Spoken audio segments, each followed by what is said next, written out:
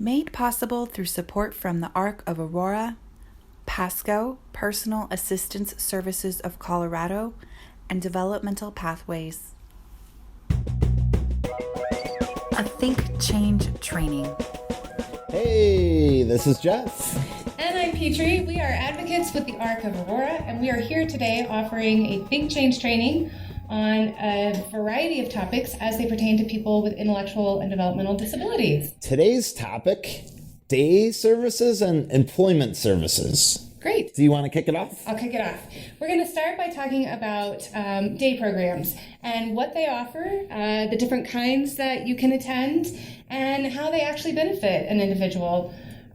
So first of all, I think kind of the benefits of the day program is it keeps a person active and connected to the community. Right. Yeah. And so you're not just sitting around at a table doing crafts. Right. I mean, a lot of the day programs allow you to kind of go out in the community, but even aside from that, you get to be with peers, you get to meet people, it kind of gets you up and about, maybe out of the house. And the nice thing about the day program is it's covered by the waiver that you might be on. Wow. What waivers would cover a day program? Your SLS waiver, the DD waiver, those are certainly part of the services provided, which Cool. is kind of exciting. And what all do you get out of the day program? So there's a couple of different styles or types of day programs. The first one, a lot of times people are just more comfortable kind of staying in place, but they still want that community feel. They want to interact with other people. So that's oftentimes called staying on base, where you go to a location and there's activities, they have lunch, you can hang out with other people, and it's always staffed by people running the day program. And then there are a couple of other varieties too. There's a community-based day program where you'll go out in the community and do different activities. Perhaps you'll go bowling, maybe when the weather's nice you can go swimming, libraries, go out to lunch, go to the park, things like that. So that's kind of nice too. Another aspect of some of the day programs is they allow for volunteer opportunities. And Oh, awesome. yeah. For example, A lot of day programs may take their clients to the art thrift stores to help. They may go to a pet shelter and help volunteer that day. They may volunteer even at a restaurant or some kind of retail location. They may go to the library and read to other individuals. So there's a lot of different ways to not only get them in the community, but then help these individuals feel like they're actually giving back to the community. and potentially develop social skills. Absolutely. Develop social skills and just really help interact with other people, which I think is really important. What if I didn't get along with other people at all, but I still want to get out of the community? Is there a one-to-one day program option? Yes, typically that's kind of offered more in mentorship services that we've touched on in the past, where you may want to go out or you need help learning some different skills or you want to be in the community, but you really just don't necessarily want to be around a group for a variety of reasons. And maybe it's sensory issues or who knows what it might be. But in that case, yes, you can have more of like a one-to-one who will take you in the community, help you maybe grocery shop, go to the library, just help do some shopping, be out and about. Okay. Oh, that's a good question. Yeah. Well, I'm full of good questions. Yes, you are. So that's pretty much about the day program, but a lot of times that goes hand in hand with employment. So do you want to talk a little bit about that? Yeah, sure. So it's called supported employment, and there's a couple different things you need to know about supported employment. One would be if you don't have a job yet and you want a job, you would go out with often called a job seeker or a job developer, sometimes even titled employment consultant. What they're going to do is they're going to, based on what you want to do and your unique skill set, they're going to help you seek a job in the community, whether it's help filling out applications, help practicing interview skills.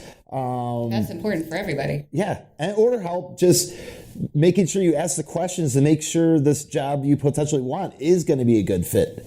And that job seeker developer is going to help advocate for you to get that position that you want. Once you actually get a position and lock it in, there's something called a job coach that's going to come out, and they're going to help make sure you get trained properly so that you can maintain the employment.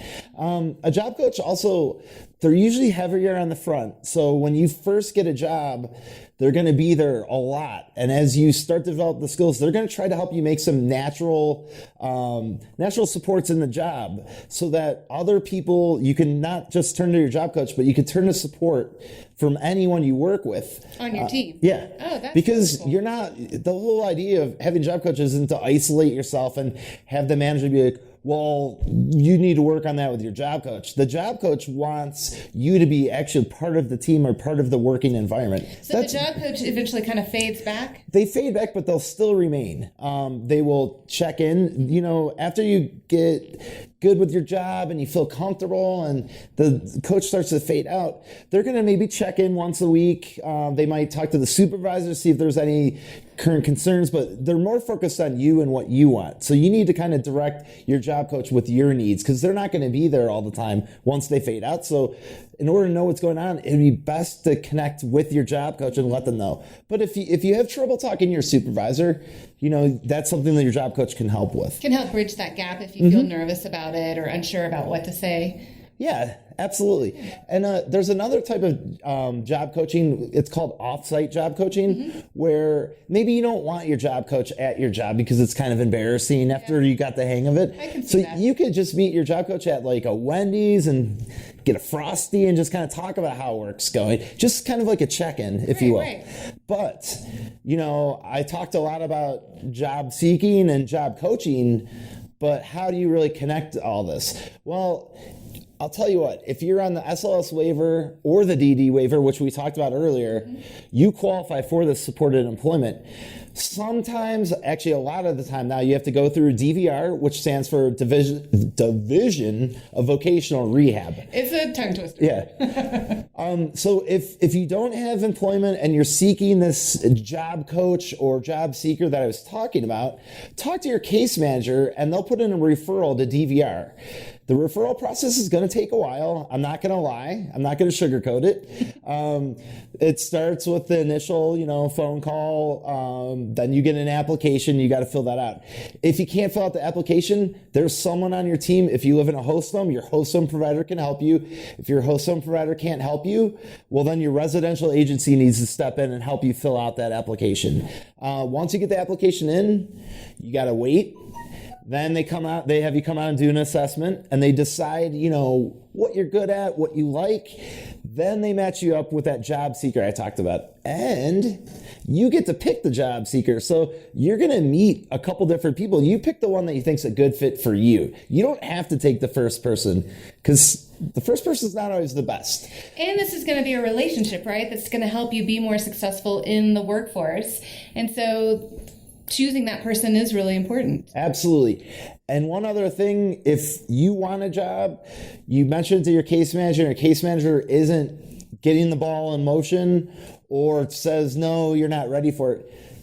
If you got an advocate, talk to your advocate and they'll help push that along. Absolutely. So I think I talked quite a bit about employment. I'm almost out of breath right now.